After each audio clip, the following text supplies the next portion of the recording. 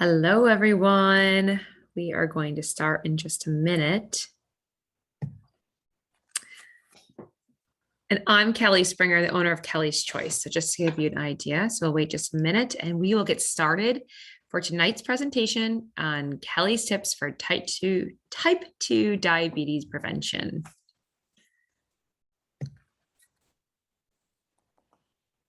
Hello, good evening.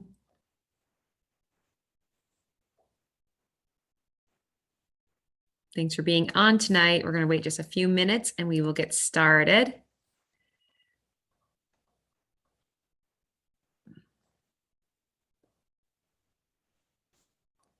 So I hope you're having a great evening on this very drizzly night.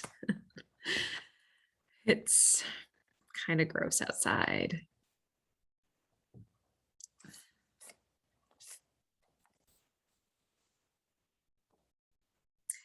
All right, so let's get started. So I'm Kelly Springer. I'm the owner of Kelly's Choice, and we are going to talk about type 2 diabetes prevention. So let's jump in. This is a long presentation, but it's actually very impactful.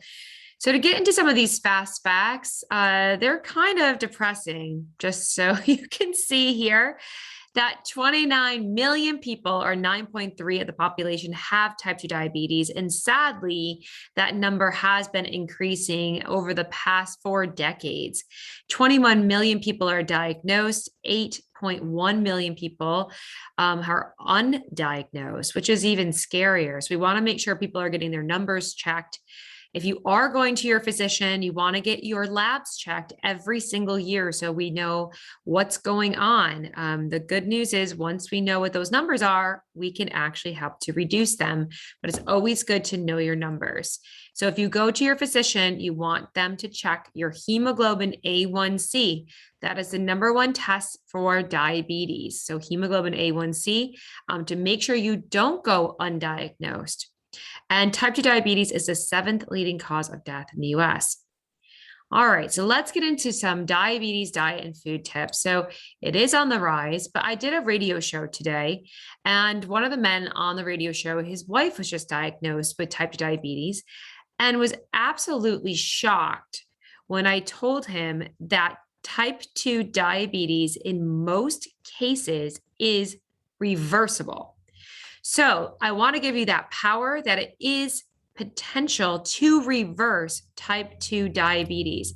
We actually have 2 white papers on it with Kelly's Choice proving that we can reduce hemoglobin A1C, like I talked about that lab, within 12 weeks. And the other good news is that almost every single insurance plan covers type 2 diabetes with a Kelly's Choice registered dietitian.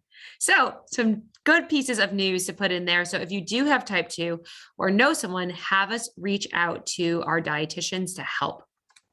So with these tips, it's definitely going to make you feel satisfied. You're not going to be deprived. You could definitely have a bunch of different foods. It's not about restriction. It's about education. So we want to make sure we're taking control of diabetes. And if you lose just 5 to 10% of your total body weight, you can actually help to reduce your risk of type 2 diabetes, also help to reverse type 2 diabetes, high blood pressure, and cholesterol. So weight does have a lot to do with it. And it's not too late to make that positive change if you have developed diabetes already. Again, it can be reversed in probably like 98% of cases. So hopefully that gives you a lot of encouragement to reach out and to help. So the bottom line is that you have more control over your health than you think. So we want to make sure that we're losing weight in the right places. As you can see here, waist circumference is actually very important. So we want to make sure that we are having a woman's waist should be less than 35 inches and a man should be less than 40 inches. Now, I remember back in the day where my grandmother would say, I now have a spare tire. Well, having a spare tire and having weight around your abdomen is going to put you at a higher risk for type 2 diabetes. So we want to make sure that we're getting this middle section under control. And I highly recommend that you measure your waist, not to make you depressed, but just to keep aware. Again, knowledge is power. So when we start to look at where our waist is, you want to make sure, if you're a man, to have it less than 40, if you're a woman, less than 35. And we can help just that alone. So in many studies, waist size is a better predictor than BMI. So BMI is your body mass index, but by actually looking at your waist size, we can predict your health.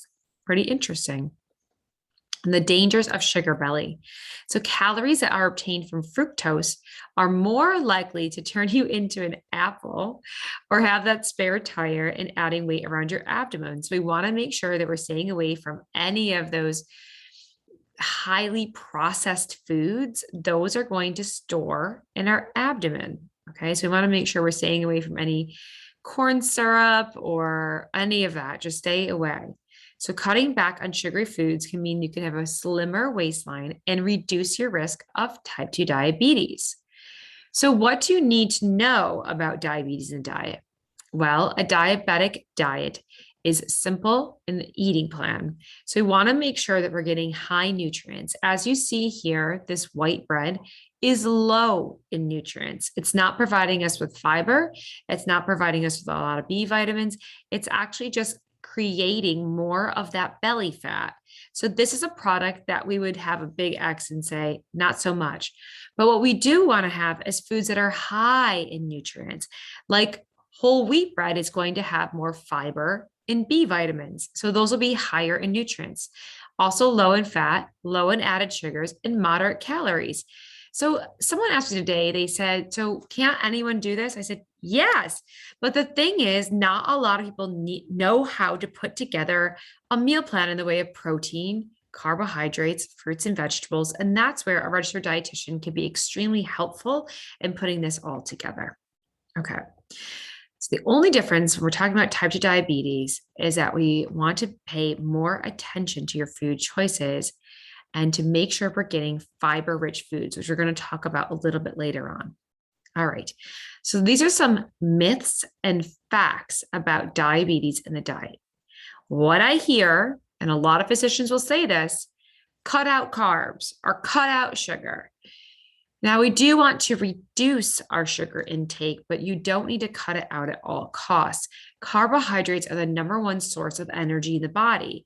So through education, we'll describe how to get in healthy carbohydrates, and that will in turn actually help you to avoid simple sugars. A high protein diet is best. Not necessarily. High protein broken down will actually break down to some glucose as well. So anything out of balance is not going to be in balance. We want everything to be in that yin yang, enough protein, enough fiber, a little bit of sugar. This is where we want to get things into balance. Another one that I've heard is you have to cut way down on carbs. Well, we may want to cut back slightly because the majority of the diet for Americans is simple carbohydrates. So that we might need to pull them back a little bit, but going with no carbs or a keto diet is not recommended. It will have long-term effects on your health. And I also hear you'll no longer be able to eat normally. You'll have a special diabetic meal. Not true. You can have real foods. You do not have to sign up for some Jenny Craig or something like that where foods are shipped to you. You can do this right in your own home. So fiber. What is the deal with fiber? I keep mentioning it, but I want to make sure I explain what it is. So when we have foods, like you can see here, apples and bananas, these foods contain fiber. So if you pull at your shirt right now, your shirt does not fall apart. That is the fiber in the fabric keeping it together. The fiber in the fruits, the vegetables, and whole grains, beans and legumes and nuts, that is what's going to help maintain our blood sugar levels. It's not just going to fall apart. It's going to stay together. It's going to give us nourishment and it's going to help more than anything maintain those blood sugar levels. So when we eat foods that are high in fiber, that will actually help to reduce our A1C. So in speaking about this, I wanted to show you some examples. So instead of having white rice, if you have brown rice or wild rice, you'll get fiber. Same with going from regular pasta to whole wheat pasta, white bread to whole wheat, sugary cereals to high fiber cereals, instant oatmeal to steel cut oats, cornflakes to low sugar bran flakes, and then corn to peas and leafy greens. So these are some of the options that you can choose. So it's not that you can never have these foods. It's just if we have higher fiber options, it's going to help maintain blood sugar levels. Okay. So when you look at a food label, I want to see if you can get 5 to 10 grams of fiber per meal. The average American is getting 5 to 10 per day. Okay, so we want to make sure we're sticking with some of these foods here, which are really going to help bump up on that fiber. And that's what we mean whenever you hear glycemic index. A glycemic index is that variation between foods that do not have fiber and foods that do. Foods that are low in glycemic index are foods that have fiber. Okay, so we want to get fiber-rich foods. As you can see here down at the bottom, these are low glycemic index foods. We want to stick with these. The high glycemic foods are going to be simple sugars. That's what that means, okay? So we just want to make sure that we are sticking with the fiber-rich foods, and then you'll be in good glycemic control. You can control your weight by eating foods that have fiber because they fill you up and they keep you full. So I want to give you a little example. When I go into schools and I teach kids, I actually have a piece of white bread, like Wonder Bread, and a piece of whole grain bread, like Dave's Killer Bread. And I put them on a tray and I actually add orange juice to act as stomach acids. And that orange juice breaks apart the white bread really quickly, okay? Because there's no fiber to keep it together. The whole grain bread stays together.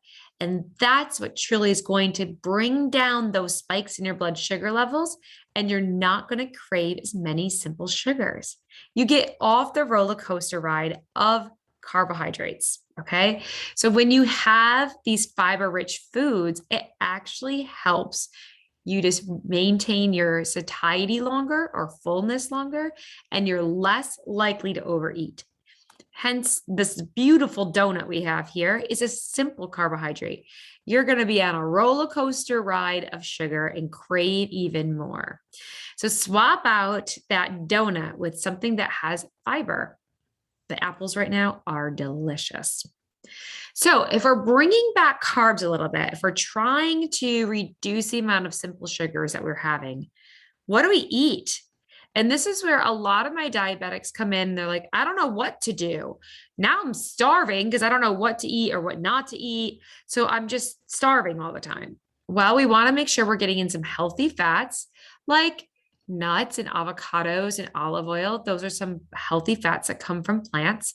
Fruits and vegetables because of the fiber-rich source, and same with the high fiber cereals and breads.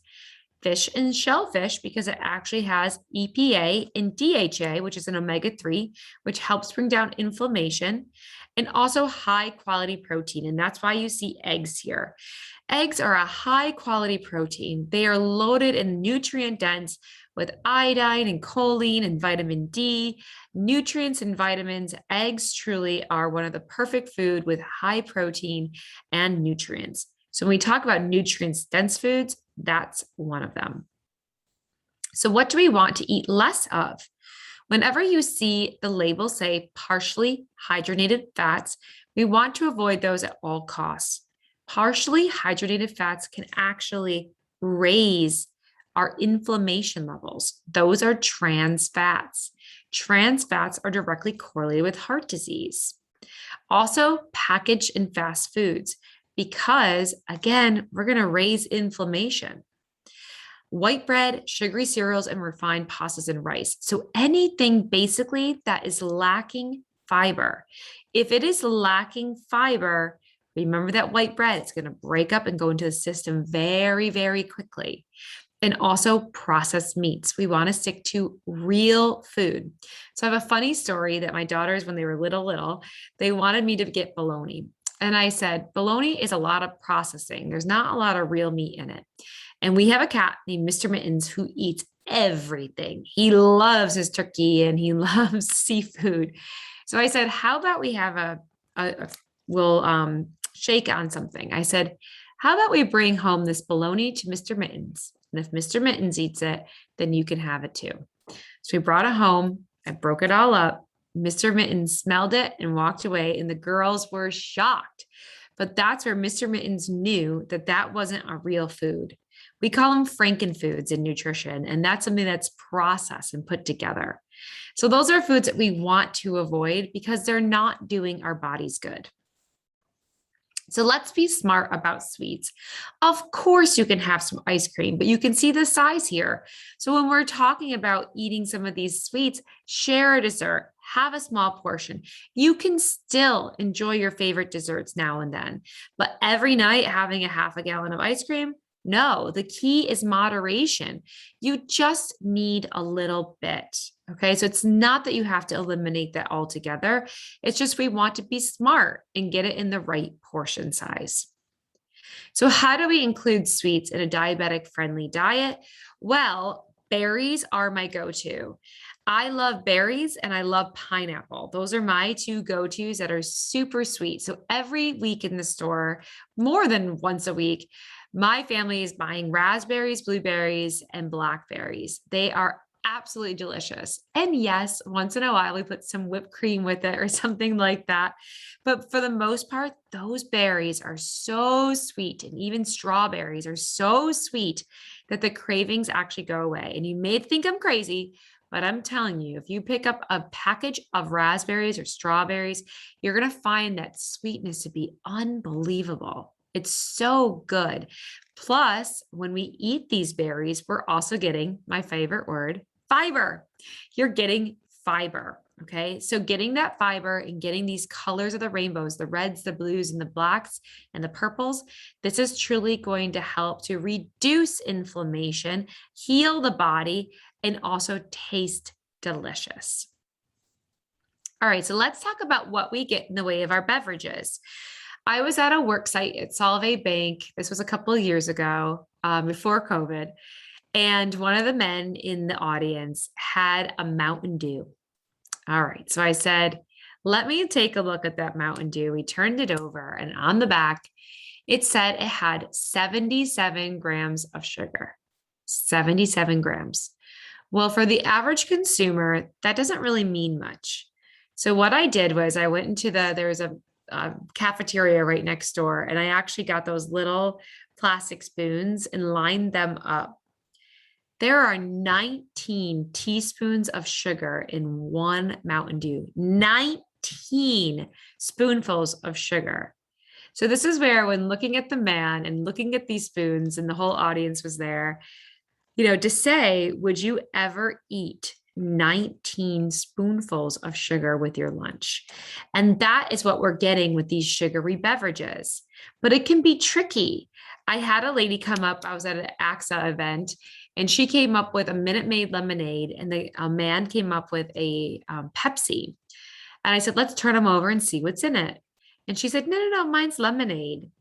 Her lemonade had 5 grams more sugar than the Pepsi. She almost fell over.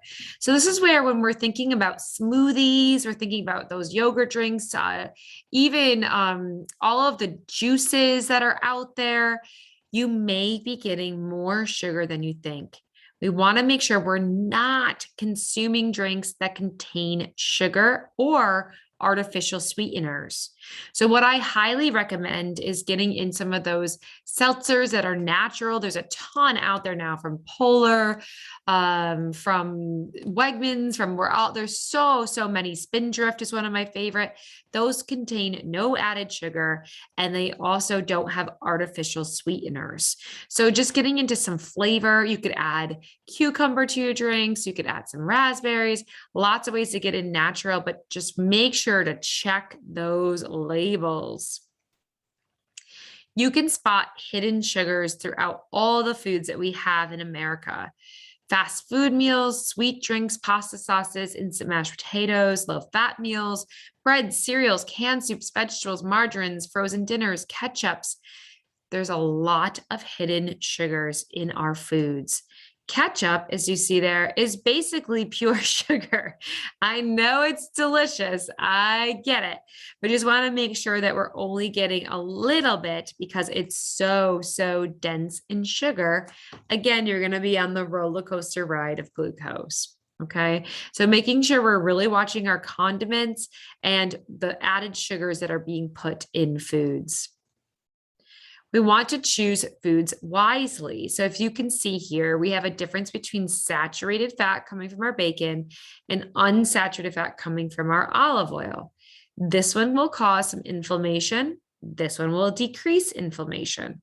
When we have type 2 diabetes or on our way there, we may have some inflammation in the body. So this would be a better choice. Am I against animal protein? No, but just make sure you're getting a lean source of animal protein so you're reducing the amount of saturated fat. Okay, so let's get into that. So some of these unhealthy fats are fats that are trans fats or partially hydrogenated oil. You're going to see these in the bakery items, cookies, cereals, granola bars, and any food labeled diet, microwave popcorn, and crackers. Make sure to stay away from partially hydrogenated oils because they are associated with inflammation. Some of the healthy fats that you can choose are salmon, tuna, and ground flaxseed. These three things have something called omega-3 fatty acids, which actually decrease inflammation. These are good, healthy fats that we should have at each meal. Fish sources are a great way to get in omega-3s, and you can also get them through walnuts, chia seeds. So lots of different ways that we can get those amazing omega-3s, which are going to help support brain and heart health and decrease inflammation. So choosing those fats wisely, like I talked about in the way of saturated fat, whenever we have animal products, we want to make sure that we're getting lean sources. So talking about red meat, some of the lean sources would be 95.5 ground beef and also tenderloin. Those will be the leanest cuts of red meat. With chicken, try to go towards the white meat and remove the skin. With dairy products, we want to make sure that we are getting low fat and no fat dairy products. Dairy can be great for you. It has tons of nutrients and vitamins and your full amino acid panel, but just make sure you're getting a low fat in the way of your milk, yogurt, and cheeses. Also, butter can be high in saturated fat, so use it sparingly. Same with ice cream, sparingly. Lard and tropical oils like coconut and palm. So just make sure that we're getting lean sources so we're not getting a high amount of saturated fat, which can increase that inflammation. So instead of crackers and chips, try to snack on nuts or seeds. Instead of processed meats, we want to go to minimally prepared lean meats. So you'll see even in the deli counter, there's so many more lean meats that we can get. For instance, Wegmans has a product called Just Turkey. It's literally turkey sliced up. There's nothing added to it. So that would be a great way to get a minimally processed cut meat at the deli. Go from packaged meals and takeout to prepping your meals. Okay. And there's tons of different sites out there now that have real food in the way of prep meals. A company called like Real Eats, for instance, is a great way to get meals that are already prepared without any type of additives. So ways to reduce unhealthy fats and add in these healthy fats is use your cold pressed extra virgin olive oil, dress salads, cooked vegetables, and pasta dishes. Dress your own salad, create your own healthy dressings with extra virgin olive oil, flaxseed oil, or sesame. And avocados are a great source of fat. Plus, favorite word, they have fiber. So having that fiber and this healthy fat in the avocado is great. Same with your nuts. They also have fiber in your healthy fats. So plant-based oils and plant-based fats are actually really good for decreasing inflammation and giving us what our bodies need. Having a little bit of fat helps to absorb vitamins A, D, E, and K. Those are fat-soluble vitamins, and it really helps to have these in our diet to stay healthy. All right, so how do we do all of this? We want to make sure that we're getting foods in evenly throughout the day. So what I highly recommend is to actually set times that you're going to eat. I do this with all of my patients. What is the range for breakfast? What is the range for lunch? What is the range for dinner? We want to make sure we're getting in food evenly throughout the day. That's going to maintain and regulate your blood sugar levels, help with the weight. You skipping meals is not helping things. You're going to eat more later, and it sets you up to want more simple carbohydrates. So by eating regularly throughout the day, not skipping breakfast, having the same calorie intake and keeping a food diary, it's truly going to help you to maintain that weight and cut your risk of diabetes in half. Okay. So you can do your food journal right on the Healthy platform. It's fantastic. Our dietitian, Timmy, will actually report back to you. She loves seeing you post on there. So that would be a great way to keep track of what you're doing and keep a food diary. Exercise. So I was extremely fortunate years ago to go to a conference out in Geneva about exercise and type 2 diabetes. When we exercise after a meal, it can actually help to lower your A1C and your overall glucose level. So what we were talking about when we were out in Geneva was actually gestational diabetes. We had this physician who was speaking actually had a woman who was pregnant, and she didn't want to go on medications for her gestational diabetes. So the physician had her walking for 30 minutes after each meal. She was able to keep all of her sugar levels in complete control. And it's amazing how moving your body truly improves your insulin sensitivity. So if you can move after your meals, you can reduce your glucose by 30 to 60 points. That is huge. So make sure to move after your meals. And it's good for relationships, it's good for your health, and it's definitely good at reducing your risk of type 2 diabetes and to help reverse it. So your take-home challenge tonight is to check your nutrition label. I want your goal is to see if you can get 5 to 10 grams of fiber per meal. So see if you can look at that fiber on your label to see if you can get 5 to 10 grams of fiber per meal. It's going to be tough. Like I said, the average American is getting not even close to that. And then with desserts, just try eating a smaller portion. You don't have to cut them out. Just have a smaller portion and savor each and every bite. It should be delicious. It should be a treat. So enjoy all of these things. But if we're eating enough protein and getting enough fiber, I'm telling you, you can maintain your blood sugar levels and truly, truly reduce your risk of type 2 diabetes. So I hope that you enjoyed today's presentation. There's a lot of information here. And when we work with type 2 diabetics, we actually take them through a 12-week course. We take them through carbohydrates and proteins and fruits and vegetables and fats. And each week there's goal settings, and it's amazing what we can do in short 12 weeks in reversing type 2 diabetes. So once again, I appreciate everyone being on. I hope you learned a lot, and go to kellyschoice.org to book your appointment. Again, it can be covered by your insurance. And also make sure to follow us on social media, Kelly's Choice _ nutrition. And thank you again. Have a great evening.